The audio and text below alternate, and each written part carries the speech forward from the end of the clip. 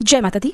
आज दिनांक है 20 मार्च, दिन है गुरुवार और आज है चैत्र नवरात्रि का दूसरा दिन और आज माँ के दूसरे स्वरूप माँ ब्रह्मचारिणी की पूजा की जाती है। तो प्रिय भक्तजनों, आज के इस वीडियो में आप सभी सुनने जा रहे हैं माँ ब्रह्मचारिणी की संपूर्ण कथा और आरती। ब्रह्मचारिणी का अर्थ होता है तप का आचरण करने वाली। देवी ब्रह्मचारिणी की पूजा करने वाले भक्त को अपने हर काम में सफलता प्राप्त होती है, वह हर ओर विजयी होता है। माँ ने अपने इस स्वरूप में सफेद वस्त्र धारण किए हुए हैं। माँ की दो भुजाओं में से दाहिनी भुजा में जपमाला और बाईं भुजा में कमंडल है। इनकी पूजा करने से भक्त के अंदर जप और तप की शक्ति बढ़ती है। माँ ब्रह्मचारिणी अपने भक्तों को संदेश देती हैं कि परिश्रम से ही सफलता प्राप्त की जा सकती है। भगवान शिव को पति रूप में प्राप्त करने के लिए माँ ब्रह्मचारिणी ने अत्यंत कठिन तप किया था। शिव पुराण में वर्णन मिलता है कि श्री ब्रह्मा जी के आदेशानुसार भगवान शंकर जी को पति रूप में प्राप्त करने के लिए देवी पार्वती ने कठिन तप किया था।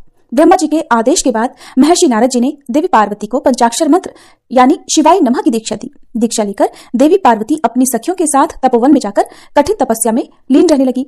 उनकी कठिन तपस्या का वर्णन शिव पुराण में मिलता है। माता पिता की आज्ञा लेकर देवी पार्वती ने सबसे पहले राजसी वस्त्रों का, अलंकारों का त्याग किया। उनकी जगह पर उन्होंने मूंज की मेखला धारण कर ली, वलकल वस्त्र धारण कर लिए, हार को गले से निकालकर मृग चर्म धारण किया और फिर गंगावतरण नामक पावन क्षेत्र में सुंदर वेदी बनाकर वे तपस्या में बैठ गईं। अपने मन और सभी इंद्रियों का निग्रह कर, सभी इंद्रियों को अपने वश में कर देवी पार्वती ग्रीष्म काल में अपने चारों ओर अग्नि जलाकर बीच में बैठ गईं और ऊपर से सूर्य के प्रचंड ताप को सहन करती हुई वे अपने तन को तपाती रहीं। वर्षा ऋतु में वे खुले आकाश के नीचे शिलाखंड पर बैठकर दिन रात जल की धारा से अपने शरीर को सींचती रहीं। भयंकर शीत ऋतु में जल के बीचों बीच रात दिन बैठकर उन्होंने कठिन तप किया। इस प्रकार निराहार रहकर देवी पार्वती ने पंचाक्षर मंत्र का जप करते हुए सकल मनोरथ पूर्ण करने वाले भगवान सदाशिव के ध्यान में अपने मन को रमा दिया। अपनी पुत्री को विवाह लायक देखकर माता मैना और पिता हिमालय को अपनी पुत्री के विवाह की चिंता हुई। इतने में महर्षि नारद राजमहल में पहुंच गए। अपने महल में महर्षि को विराजमान देखकर राजा और रानी ने अपनी पुत्री के भविष्य के विषय में उनसे पूछा। त्रिकालज्ञ सर्वज्ञ तुम्हा गति सर्वत्र तुम्हारी, कहूं सुता के दोष गुण मुनिवर हृदय विचारी। नारद जी ने देवी पार्वती का हाथ देखकर भविष्यवाणी की। सब लक्षण संपन्न कुमारी, होई संतत प्रिय ही प्यारी, सदा अचल एही कर अहिवाता, एही तेज सुपह ही पितु माता। राजा हिमालय ने प्रश्न में बेटी के अवगुण पहले पूछे थे, किंतु देवर्षि नारद ने पहले पार्वती जी के गुणों का बखान किया। नारद जी चतुर और मनोवैज्ञानिक वक्ता हैं, वे सबके मन की बातें पढ़ लेते हैं, इसलिए देवी पार्वती के माता पिता से वे उनके दिव्य गुणों की चर्चा करते हैं। सद्गुणों की एक लंबी सूची नारद जी ने उनके सामने प्रस्तुत की। लेकिन जब देवी पार्वती के पिता ने पूछा कि हे देवर्षि, मेरी पुत्री में अगर कोई दोष हो तो वो भी बतला दीजिए, तब देवर्षि नारद बोले, सुनहु जे अब अवगुण दुईचारी, यानी कि आपकी पुत्री में 2-4 अवगुण भी हैं, उन्हें भी आप सुन लो। जोगी जटल अकाल मन नगन अमंगल वेश, अस स्वामी एही कहा मिलहि परी हस्त असिरेख। नारद जी कहने लगे कि पार्वती पुत्री तो सर्वगुण संपन्न है, किंतु इनका पति जटाजूटधारी, दिगंबर और अमंगल वेश वाला होगा। नारद जी के मुंह से ये बात सुनकर देवी पार्वती के माता पिता तो बहुत उदास हो गए, किंतु देवी पार्वती को मन ही मन बड़ी प्रसन्नता हुई। जो विबाहु शंकर सन होई, दोषों गुण सम कहे सब कोई। नारद जी ने पार्वती जी के माता पिता को बहुत समझाया कि जिन दोषों का वर्णन मैंने किया है वे सभी शंकर जी में हैं, और अगर पार्वती जी का विवाह भगवान शंकर से कर दिया गया तो ये दोष भी गुण में बदल जाएंगे। समरथ कहूं नहीं दोषु गोसाई, रवि पावक सुरसरी की नाई। अंत में नारद जी ने माता पिता से यह तक कह दिया कि शिव जी को छोड़कर संसार में आपकी पुत्री के लिए कोई दूसरा वर है ही नहीं, किंतु आशुतोष होने पर भी शंकर जी दुराराध्य हैं, यानी कि शिव जी कठोर उपासना से प्रसन्न होते हैं। उनको प्राप्त करने का एक ही उपाय है कि पार्वती जी वन में जाकर कठिन तपस्या में लीन हो जाएं। तब देवर्षि नारद की प्रेरणा से अपने माता पिता की आज्ञा लेकर देवी पार्वती हिमालय के गहन वन में तपस्या करने के लिए चली गई। पार्वती जी के तप में हद से अधिक भगवान शिव को प्राप्त करने का अनुराग है, इसलिए शिव जी के चरणों का ध्यान करते हुए उन्होंने सभी प्रकार के सुखों का त्याग कर दिया। भगवान शंकर के चरण कमलों में नित्य नूतन अनुराग होने के कारण अब तो उन्हें अपने शरीर की भी सुधि नहीं रही। उन्होंने तन और मन से पूरी तरह अपने आप को तपस्या में लीन कर लिया। 1000 वर्ष तक मूल और फल का और 100 वर्ष तक उन्होंने केवल शाक का आहार किया। कुछ दिन तक उन्होंने केवल पानी और हवा का सेवन किया और कुछ दिन के बाद इन्हें भी त्याग कर कठिन उपवास किया। फिर इन्होंने वृक्ष से गिरी हुई बेल की सूखी पत्तियां खाकर 3000 वर्ष बिताए। जब देवी पार्वती ने सूखी पत्तियां भी खाना बंद कर दिया तब उनका नाम पड़ गया अपर्णा। तभी देवी पार्वती की इस कठिन तपस्या को देखकर आकाशवाणी हुई कि हे देवी, तुम्हारे मनोरथ पूर्ण हो गए, अब तुम हठ और तप छोड़कर अपने घर चली जाओ, भगवान शंकर तुमसे मिलने जल्दी आएंगे। इसके बाद एक दिन भगवान शिव ने देवी की तपस्या से प्रसन्न होकर उन्हें दर्शन दिए और उन्हें अपनी पत्नी के रूप में स्वीकार करने का वचन भी दिया। कठिन तपस्या में लीन होने के कारण और सभी प्रकार के सांसारिक सुखों का त्याग करने के कारण ही माँ के इस रूप की पूजा की जाती है। अब आपको सुनाते हैं माता वैष्णो देवी की कथा। वैष्णो देवी के मंदिर से जुड़ी वैसे तो बहुत सारी कथाएं हैं, जिनमें से एक कथा है भगवान राम का वनवास के दौरान माता वैष्णो देवी से मिलन, जब भगवान श्री राम ने देवी माता को त्रिकूट पर्वत स्थित पवित्र गुफा की ओर निर्देशित किया था। अन्य कथाएं भी हैं, जैसे पांडवों की कथा, जिनके बारे में कहा जाता है कि उन्होंने इसी पवित्र धाम का दौरा किया था। मान्यता है कि उन्होंने यहाँ पर एक मंदिर भी बनवाया था। और मान्यता ये भी है कि राजा हिरण्यकश्यप के पुत्र भक्त प्रहलाद ने भी इस पवित्र मंदिर की तीर्थ यात्रा की थी। हालांकि सबसे लोकप्रिय और प्रसिद्ध कथा माता वैष्णो देवी से जुड़ी हुई श्रीधर ब्राह्मण की है, जो कि वर्तमान में कटरा शहर से सटे त्रिकूट पर्वत की तलहटी में स्थित हंसाली गांव में रहते थे। श्रीधर शक्ति के कट्टर भक्त थे और अत्यंत गरीब होने के बावजूद एक दिन कन्या रूप में उनके स्वप्न में प्रकट हुई देवी वैष्णवी की प्रेरणा और आश्वासन से श्रीधर ने एक भव्य भंडारे का आयोजन किया। भंडारे के लिए एक शुभ तिथि चुनी गई और श्रीधर ने आसपास के गांवों में रहने वाले सभी लोगों को उस भंडारे में आमंत्रित किया। उसके बाद श्रीधर घर घर जाकर अपने पड़ोसियों और परिचितों से कच्चा खाना यानी कच्चा अनाज मांगने लगे, जिसे भंडारे के दिन पकाकर मेहमानों को परोसा जा सके। हालांकि कुछ लोगों ने तो उनकी बात मान ली और उनको कच्चा अन्न दे दिया, लेकिन कई अन्य लोगों ने उनकी यह मांग ठुकरा दी। उन्होंने तो उन्हें बिना किसी संसाधन के ही भंडारा आयोजित करने की हिम्मत दिखाने के लिए ताना भी मारा, उन्हें चुनौती भी दी। अब जैसे जैसे भंडारे का दिन नजदीक आता गया, श्रीधर की चिंता बढ़ती गई। कारण यही था कि वो निर्धन थे। अब भंडारा आयोजित कर रहे हैं तो आमंत्रित मेहमानों के लिए भोजन की व्यवस्था कैसे की जाए। भंडारे से एक दिन पहले वाली रात श्रीधर को नींद ही नहीं आई। पूरी रात वह उलझन में उलझे रहे कि सीमित सामग्री में अपने मेहमानों को वो कैसे भोजन कराएंगे और उनके लिए उपलब्ध जगह में कैसे और क्या प्रबंध करें। जब सुबह हुई तो उन्हें अपनी समस्या का कोई संतोषजनक समाधान नहीं सूझा। तब उन्होंने अपने आप को भाग्य के भरोसे छोड़ दिया और उस दिन का सामना करने के लिए उठ खड़े हुए। अब वह अपनी झोपड़ी के बाहर पूजा करने बैठ गए। दोपहर होते होते मेहमान आने लगे। उन्हें पूरी तरह से पूजा में तल्लीन देखकर मेहमानों को जहां भी जगह मिली आराम से वहीं बैठने लगे। और अजीब बात यह थी, हैरानी वाली बात यह थी कि श्रीधर की छोटी सी झोपड़ी में बहुत बड़ी संख्या में मेहमान आराम से अपनी अपनी जगह बनाकर बैठ गए थे और फिर भी बहुत सारी जगह खाली पड़ी थी। पूजा समाप्त होने पर श्रीधर ने चारों ओर देखा तो बड़ी संख्या में मेहमान आए हुए थे। इतनी भारी संख्या में लोगों को उपस्थित देखकर उनकी चिंता तो और बढ़ गई। वो सोचने लगे कि अब मैं इनके लिए भोजन का प्रबंध कैसे करूं, मैं इतने सारे लोगों को भोजन करा भी पाऊंगा कि नहीं। ये सोच सोचकर वो तो चिंता के मारे आधे होने लगे और फिर वहां पर जो कुछ भी हुआ उस पर सहसा किसी को विश्वास ही नहीं हुआ। जब श्रीधर इस तरह चिंता मगन थे तभी उन्होंने माता वैष्णवी को एक छोटी सी कन्या के रूप में अपनी झोपड़ी के बाहर आते हुए देखा और झोपड़ी के अंदर हर तरह के भोजन बने हुए तैयार थे।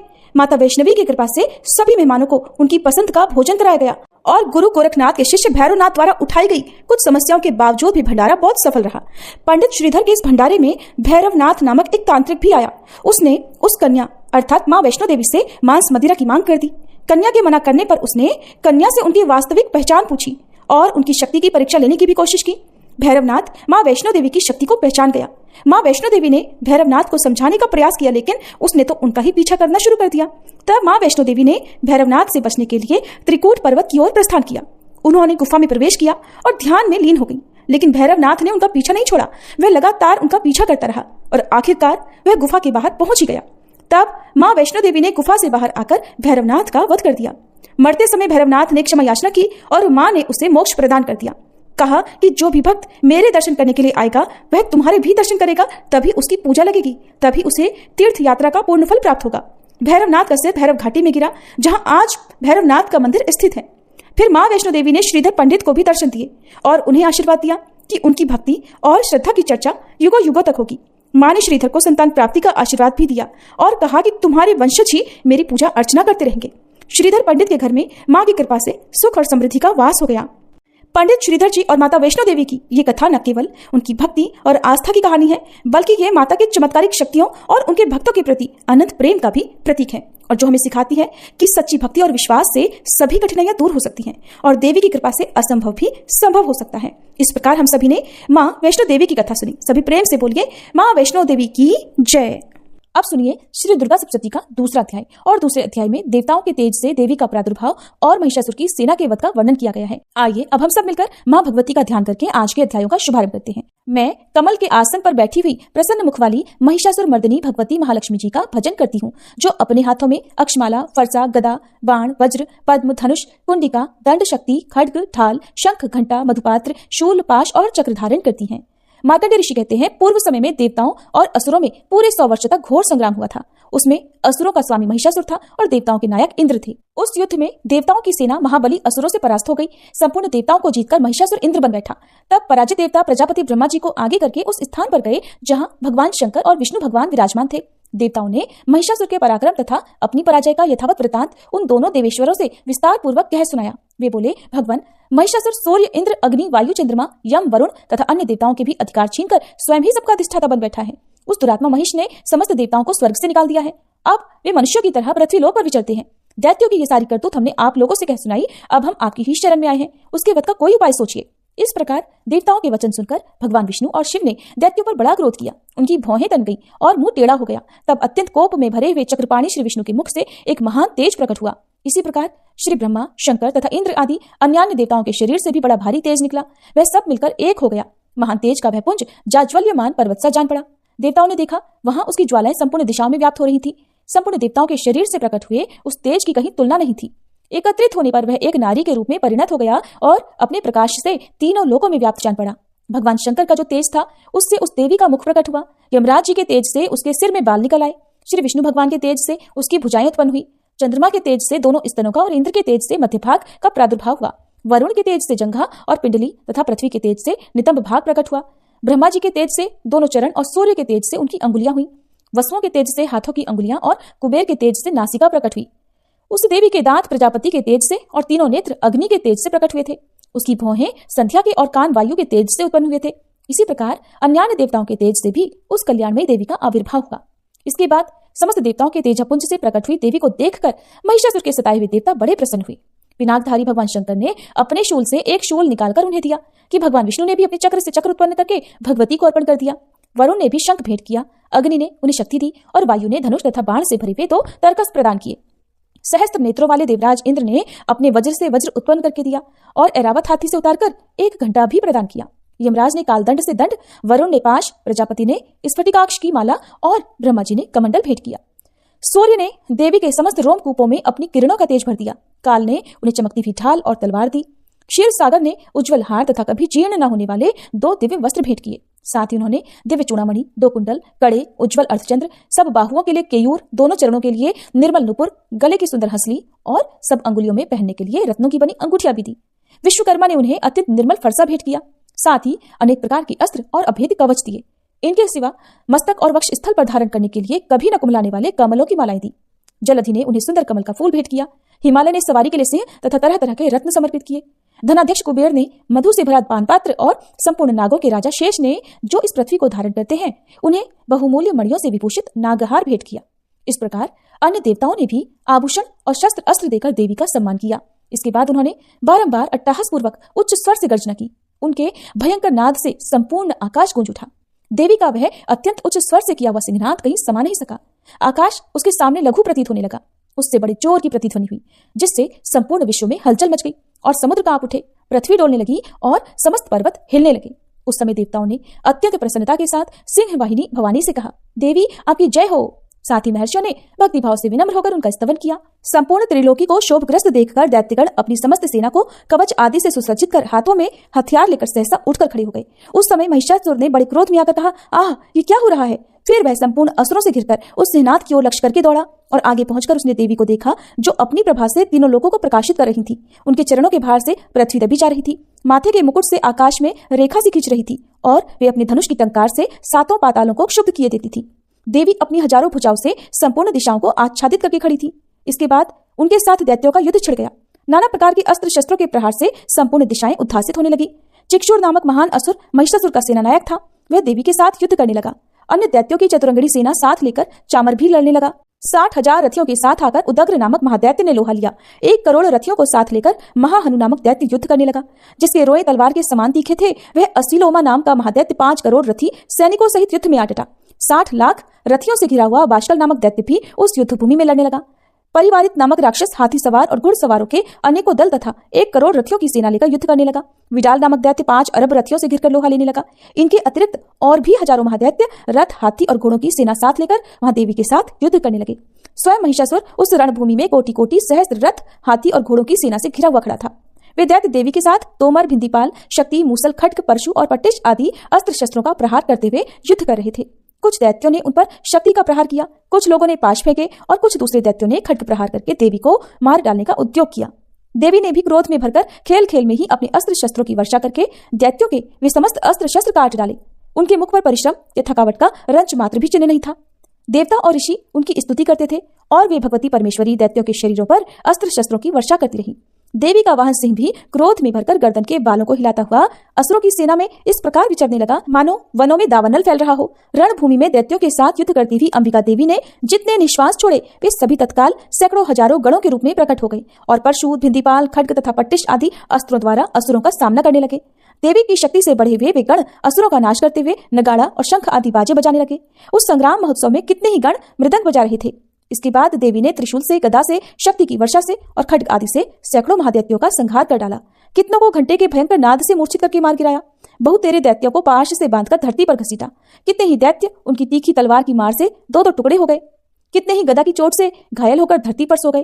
कितने ही मूसल की मार से अत्यंत आहत होकर रक्त वमन करने लगे।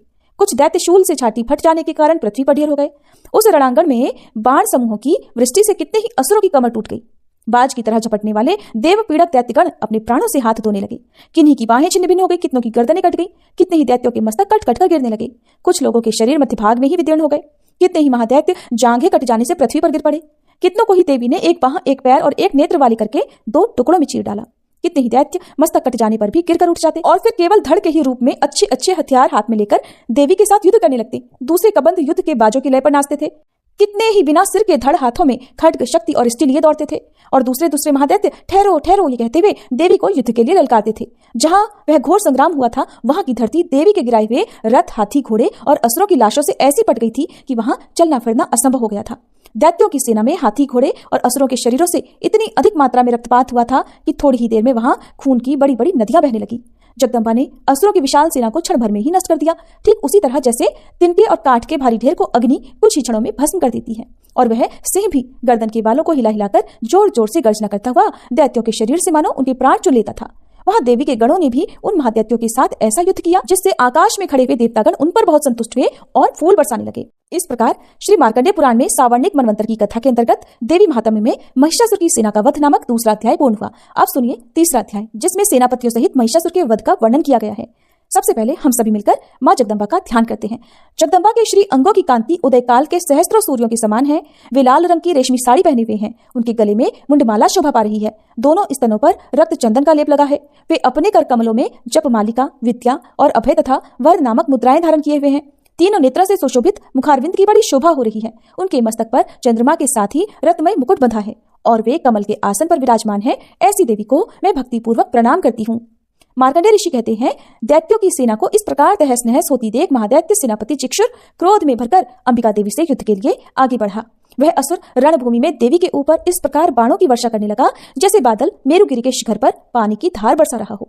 तब देवी ने अपने बाणों से उसके बाण समूह को अनायास ही काटकर उसके घोड़ों और सारथी को भी मार डाला। साथ ही उसके धनुष तथा अत्यंत ऊंची ध्वजा को भी तत्काल काट गिराया। धनुष कट जाने पर उसके अंगों को अपने बाणों से बींध डाला। धनुष, रथ, घोड़े और सारथी के नष्ट हो जाने पर वह असुर ढाल और तलवार लेकर देवी की ओर दौड़ा। उसने तीखी धार वाली तलवार से सिंह के मस्तक पर चोट करके देवी की भी बाईं भुजा में बड़े वेग से प्रहार किया। राजन, देवी की वहां पर पहुंचते ही वह तलवार टूट गई। फिर तो क्रोध से लाल आंखें करके उस राक्षस ने शूल हाथ में लिया और उसे उस महादैत्य ने भगवती भद्रकाली के ऊपर चलाया। वह शूल आकाश से गिरते हुए सूर्यमंडल की भांति अपने तेज से प्रज्वलित हो उठा।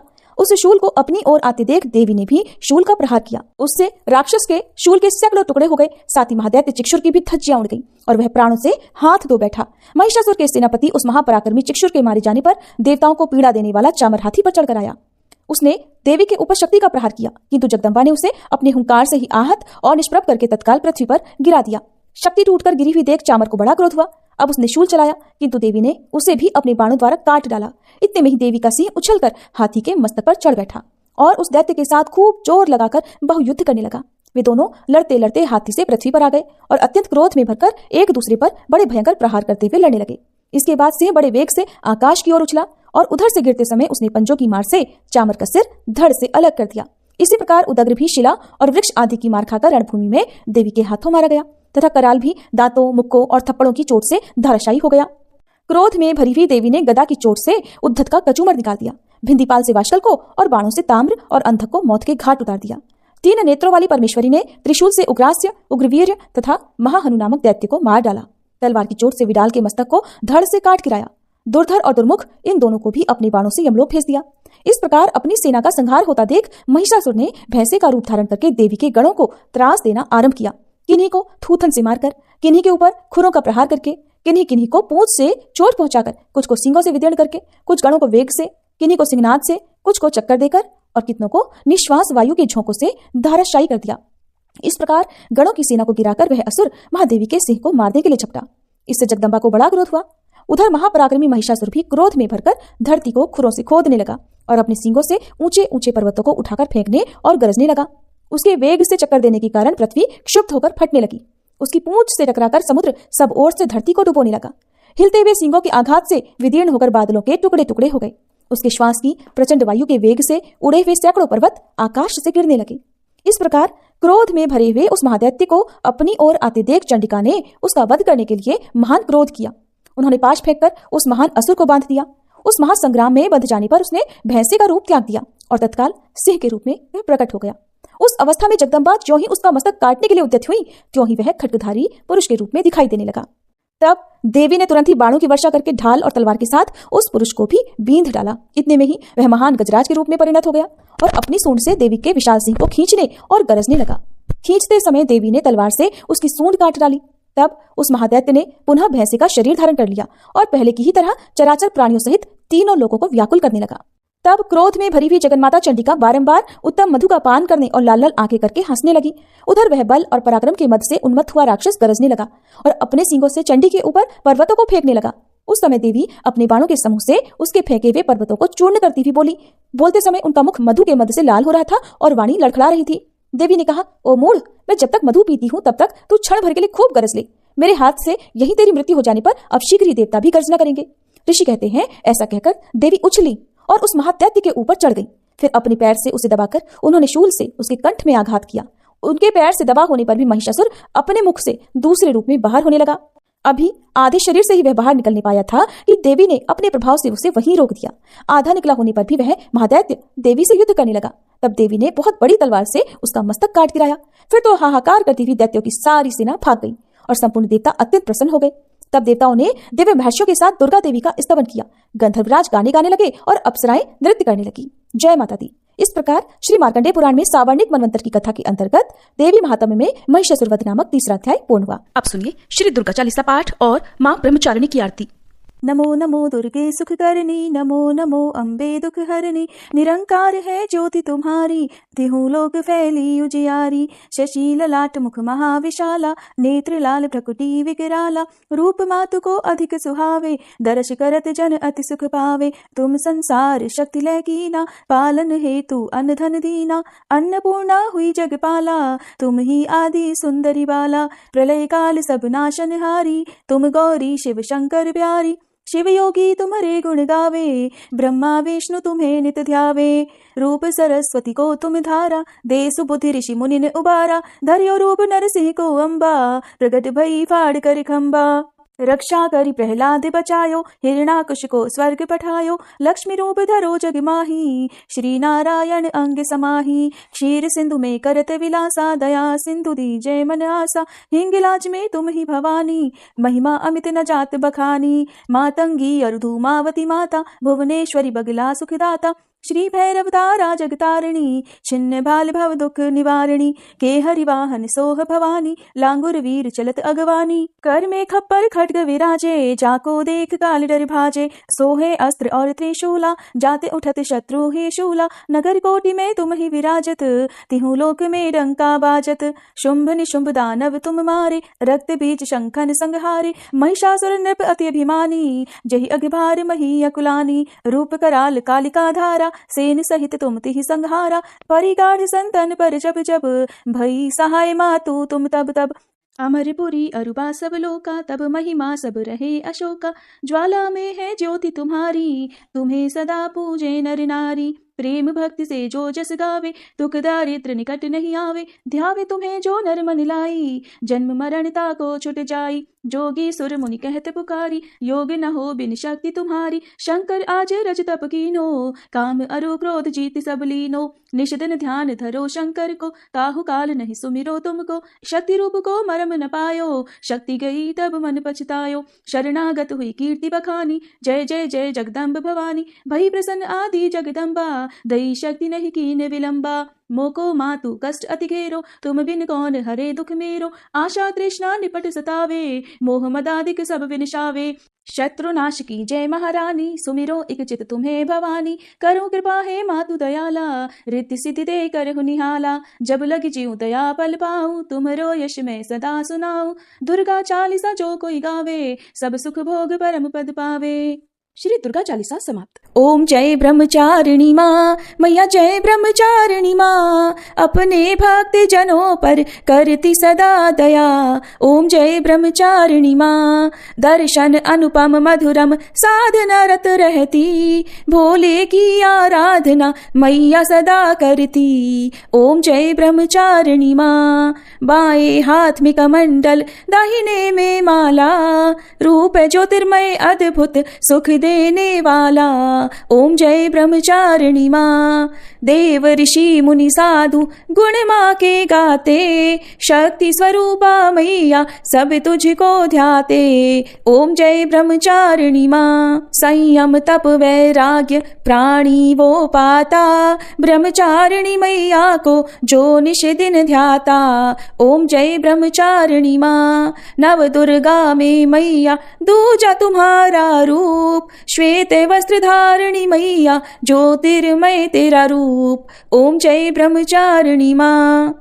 दूजे नवराते मैया जो तेरा व्रत धारे, करके दया जग जननी तू उसको तारे। ओम जय ब्रह्मचारिणी माँ। शिव प्रिया शिवा ब्रह्माणी मैया दया की जय। बालक है हम तेरे चरण शरण लीजय। ओम जय ब्रह्मचारिणी माँ। शरण तिहारी आई ब्रह्माणी माता, करुणा हम पर दिखाओ शुभ फलों की दाता। ओम जय ब्रह्मचारिणी माँ। ओम जय ब्रह्मचारिणी माँ। मैया जय ब्रह्मचारिणी माँ। अपने भक्त जनों पर करती सदा दया। ओम जय ब्रह्मचारिणी माँ। प्रेम से बोलिए शेरों वाली मैया की जय, ब्रह्मचारिणी मैया की जय। प्रिय भक्तजनों, अब हम सभी मिलकर माता रानी से क्षमा याचना करते हैं, ताकि हमारे द्वारा हुई किसी भी गलती के लिए माता रानी हमें क्षमा कर सके। हे परमेश्वरी, मेरे द्वारा रात दिन सहस्त्रों अपराध होते रहे हैं, अतः आप मुझे अपनी सेवक समझकर कृपा पूर्वक मेरे उन अपराधों को क्षमा करो। न तो मैं आह्वान करना ही जानती हूँ, न विसर्जन करना ही जानती हूँ, और न पूजा ही करना जानती हूँ। हे परमेश्वरी, मुझे क्षमा करो। हे सुरेश्वरी, मैंने जो मंत्रहीन, क्रियाहीन और भक्तिहीन पूजन किया है, वह सब आपकी दया से पूर्ण हो। सैकड़ों अपराध करके भी भक्त आपकी शरण में आकर केवल जगदम्ब कहकर ही मोक्ष को प्राप्त करते हैं, जिसे ब्रह्मादि देवगण भी पाने में असमर्थ होते हैं। हे जगदम्बिके, मैं अपराधी हूँ, किंतु आपकी शरण में आई हूँ, अतः इस समय मैं दया की पात्र हूँ। आप जैसा चाहो वैसा करो। अज्ञानवश या बुद्धि भ्रम होने के कारण भूल से मैंने जो कुछ भी कम या अधिक कर दिया हो, हे देवी, हे परमेश्वरी, सब अपराध क्षमा करो और प्रसन्न हो। हे जगन्माता, हे कामेश्वरी, सच्चिदानंद स्वरूपिणी परमेश्वरी, आप प्रेम पूर्वक मेरी यह पूजा स्वीकार करो और मुझ पर प्रसन्न हो। आप गुप्त से भी गुप्त वस्तु की रक्षा करने वाली हो। आप मेरे किए हुए इस जप को ग्रहण करके मेरे सभी अपराधों को क्षमा करो। हे देवी, हे महेश्वरी, आपकी कृपा से मुझे सिद्धि की प्राप्ति हो।